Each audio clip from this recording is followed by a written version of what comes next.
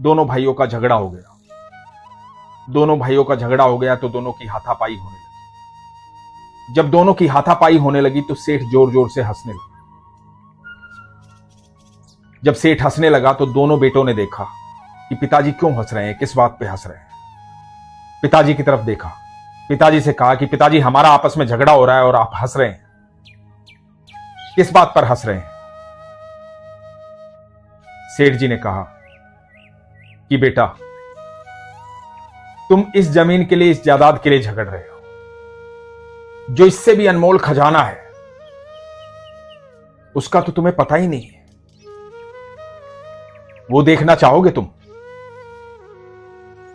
तो बच्चों ने कहा कि हां जरूर देखना चाहेंगे, और क्या है। तो सेठ जी ने कहा कि उसके लिए बस से चलना पड़ेगा सुबह मेरे साथ। तो दोनों लड़कों ने कहा कि ठीक है पिताजी। अब दोनों लड़के और सेठ जी सुबह बस में बैठे। बस सेठ जी के गांव की तरफ जा रही थी। बस में 2 ही सीट खाली थी। जब 2 ही सीट खाली थी तो दोनों बेटों ने सेठ जी को कहा कि पिताजी आप बैठिए। सेठ जी बैठ गए। सेठ जी ने इशारा किया अपने बेटों को कि तुम में से भी एक बैठ जाओ। बड़े ने छोटे से कहा कि तुम बैठ जाओ। छोटा बैठ गया। सफर थोड़ा व्यतीत हुआ तो छोटा खड़ा हुआ और छोटे ने बड़े से कहा कि अब आप बैठ जाओ। तो बड़ा बैठ गया। सफर लंबा था तो कभी छोटा बैठ जाता, कभी बड़ा बैठ जाता। ये करते करते सफर पूरा हुआ। जब सफर पूरा हुआ सेठ जी अपने गांव पहुंचे। दोनों बेटों के साथ बस से उतरे। गांव के पुराने जानने वालों ने सेठ जी को प्रणाम किया। सेठ जी ने भी उनको प्रणाम किया। दोनों बेटों को लेकर के गए और दोनों बेटों ने देखा कि वहां जहां सेठ जी लेकर के गए वहां एक बड़ी सी हवेली है, लेकिन सारी खंडहर हो चुकी है। सेठ जी ने देखा कि कबूतरों ने अपने घर बना लिए, मधुमक्खी के छत्ते लग गए। सेठ जी वहां एक दीवार के पास जाकर के बैठ गए और रोने लगे। दोनों बेटों ने कहा कि पिताजी यहां क्यों आए हो और क्यों रो रहे हो? रोना किस बात का? आप तो कुछ दिखाने वाले थे। सेठ जी ने कहा कि बेटा ये खंडहर देख रहे हो, ये हमारी हवेली हुआ करती थी। जब तुम छोटे थे तो इसी के आंगन में खेलते थे। इसी हवेली के लिए मैंने अपने बड़े भाई से झगड़ा किया था।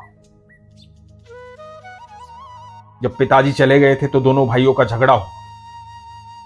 जब मैं बड़े भाई से झगड़ने लगा तो बड़े भाई ने कहा कि भाई कोई बात नहीं, तू रख ले, तुझे ये हवेली पसंद है, तू रख ले। और ये कह करके बड़ा भाई विदेश चला गया। उसके बाद आज तक कभी बड़े भाई ने बात नहीं की। मुझे हवेली तो मिल गई लेकिन बड़ा भाई मैंने खो दिया।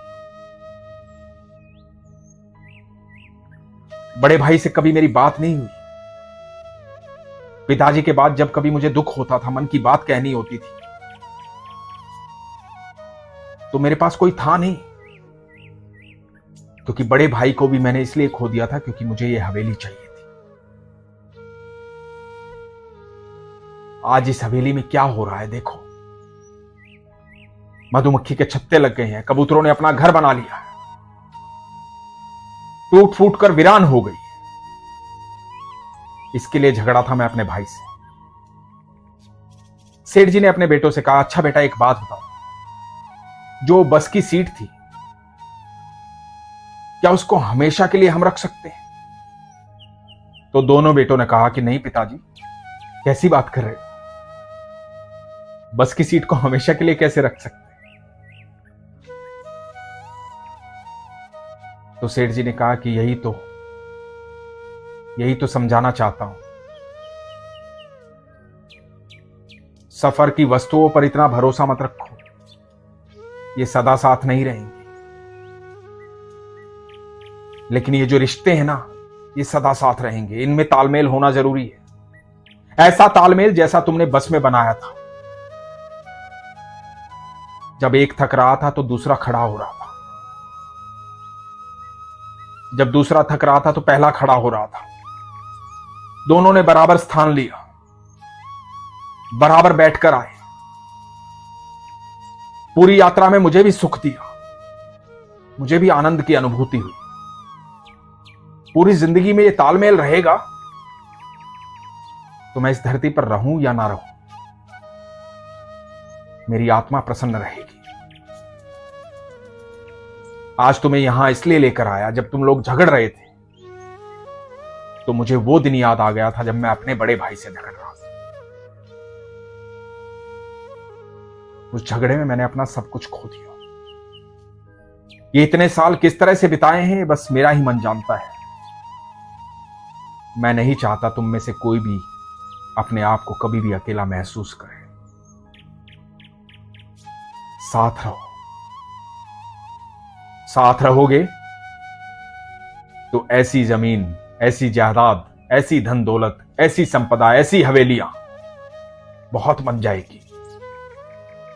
वो सब कुछ मिलेगा जो तुम चाहते हो। जैसे चाहते हो वैसे रहोगे। मन प्रसन्न रहेगा, आत्मा प्रसन्न रहेगी, खुश रहोगे। इसलिए साथ रहना अति आवश्यक है। एक दूसरे पर भरोसा रखो, विश्वास रखो, ये जरूरी है। नहीं तो खाली हवेली खंडर नहीं हुई। मेरे दिल से पूछो, भीतर से मैं भी खंडर हो गया हूं। इसलिए कभी फिर से झगड़ा मत करना। दोस्तों, हम जीवन में सब कुछ पा लेते हैं। हमारे पास बड़े घर हो जाते हैं, बड़ी गाड़ियां हो जाती हैं, सुख सुविधाएं हो जाती हैं। यदि परिवार साथ ना हो, रिश्तेदार साथ ना हो,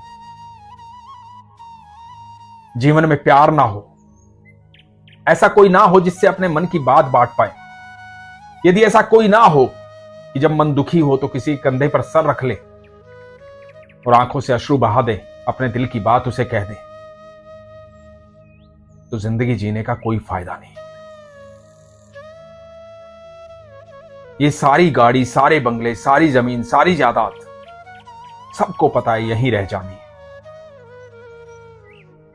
ये सफर है, इस सफर का आनंद लो। सफर में जो मिलने वाले हैं उनके साथ खुश रहो, प्रसन्न रहो, उन्हें खुश रखो। यदि आप इस यात्रा में सबको प्रसन्न रखेंगे तो आप अपने आप प्रसन्न रहेंगे। अब आप खुद ये तय कीजिए कि इस सफर में मायूस बन के, चुपचाप बैठ करके, उदास होकर के, दुखी होकर के अपनी सीट पर बैठे रहना है और ऐसे ही सफर पूरा करना है, या सबके साथ खुश रह के, प्रसन्न रह के, हंसते खेलते इस सफर को पूरा करना है। यह फैसला आपके हाथ में है। मैं तो सिर्फ इतना कहूंगा कि एक दूसरे पर विश्वास रखिए, एक दूसरे से प्रेम कीजिए, आपका जीवन सुखद हो जाएगा। इसीलिए हमेशा कहता हूं, अपने विश्वास को मजबूत रखिए, अपना ख्याल रखिए। हरे कृष्ण।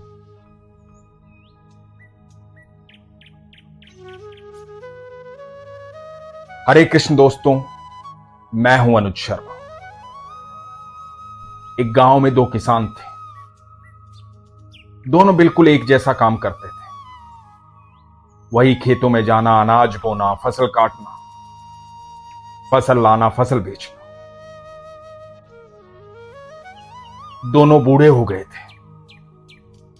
बूढ़े होने के बाद समय आया दुनिया छोड़ने का। दोनों का शरीर पूरा हो गया। दोनों बैकुंठ धाम चले गए, भगवान के पास पहुंचे। जब भगवान के पास पहुंचे तो भगवान ने दोनों से कहा कि बताओ, अगले जन्म में क्या चाहिए तुम्हें, कैसा चाहिए अगला जन्म। तो एक किसान ने कहा कि भगवान, ये जन्म जो आपने दिया था ना, ये तो बहुत ही बेकार था। सारी जिंदगी मेहनत करता रहा, दुखी रहा, किसी चीज के लिए कोई समय नहीं था, ना परिवार के लिए, ना रिश्तेदारों के लिए। सब मुझसे नफरत करते थे। ना मेरे पास समय था, ना उनके पास समय था। जिंदगी में एक पल का सुख नहीं था। अब ऐसा जीवन मत देना। ये पूरा जीवन मेरा तरसते हुए गुजर गया, कभी किसी चीज की कमी, कभी किसी चीज की कमी। अब यदि जीवन देना है तो ऐसा देना कि जो भी आए मुझे दिए जाए।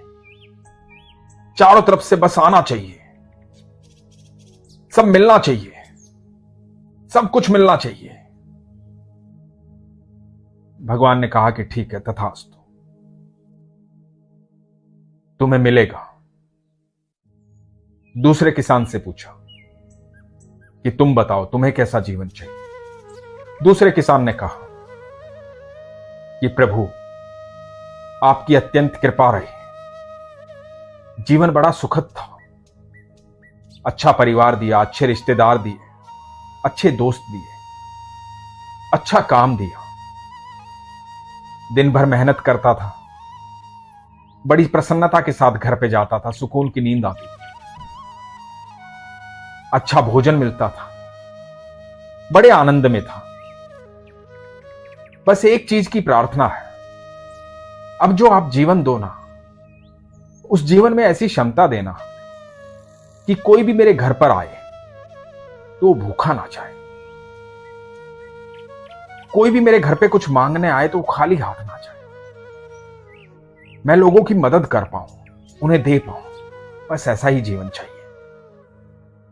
भगवान ने कहा तथास्तु। कुछ समय बाद दोनों ही किसानों ने उसी गांव में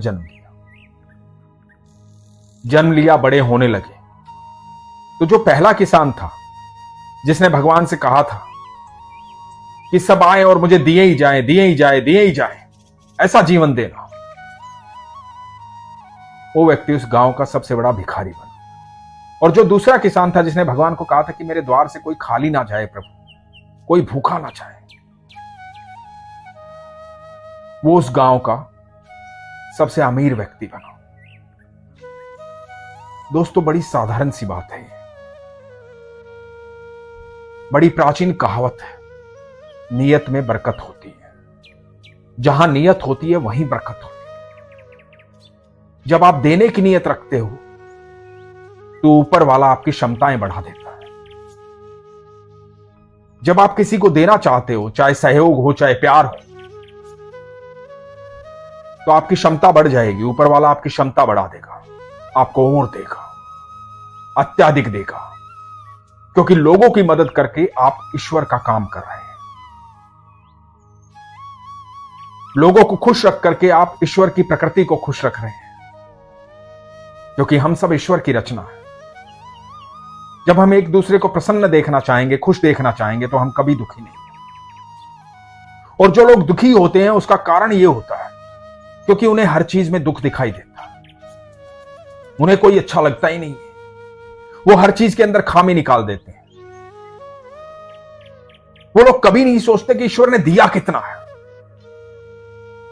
वही हाथ पैर, वही बुद्धि, वही दिमाग, वही सब कुछ आपको भी दिया है जो एक अमीर व्यक्ति को दिया है, धनवान व्यक्ति को दिया है, एक सक्षम व्यक्ति को दिया है, बुद्धिमान व्यक्ति को दिया है। तो आप अलग क्यों हैं? आप अलग इसलिए हैं क्योंकि आपकी सोच अलग है। आपको सिर्फ खामियां दिखाई देती है, आपको सिर्फ यह दिखाई देता है कि मेरे पास ये नहीं है, मेरे पास ये नहीं है, मेरे पास ये नहीं है, उसके लिए आप रोते रहते हैं। लेकिन जो है उसके लिए कभी खुश नहीं होते, उसके लिए प्रसन्न नहीं होते, उसके लिए ईश्वर का धन्यवाद नहीं करते। जिस दिन हम उसके लिए ईश्वर का धन्यवाद करना शुरू कर देंगे कि जो हमारे पास है, जो उसने दिया है, और उन सब चीजों की कद्र करना शुरू कर देंगे जो हमारे पास है, जो उसने दिया है, तो यकीन मानना जीवन में कभी दुख नहीं आएगा। ईश्वर ने हमें बहुत कुछ दिया। बड़ी साधारण सी बात है, आप ये सोच के देखिए कि जब हमारे धरती पर आने से पहले हमारे दूध का इंतजाम वो कर देता है, तो क्या इस दुनिया में रहने के सारे इंतजाम उसने नहीं किए? रही बात कर्म फल की, तो दोस्तों मैं आपको एक बात बता देना चाहता हूं। ठाकुर जी कहते हैं, मैं किसी के कर्म में कोई हस्तक्षेप नहीं करता, मैं साक्षी भाव में सबके साथ रहता हूं। मैं हर जीव के साथ हर पल रहता हूं, और जो ये जानता है कि मैं हर समय उसके साथ रहता हूं, वो जीवन में कोई भी गलत कर्म नहीं करेगा। वो संपूर्ण विश्वास रखेगा मुझ पर, क्योंकि उसके हर कर्म में उसके साथ रहूंगा मैं। और जो भी व्यक्ति गलत कर्म करता है, पाप करता है, वो सबसे पहले मुझे नकार देता है।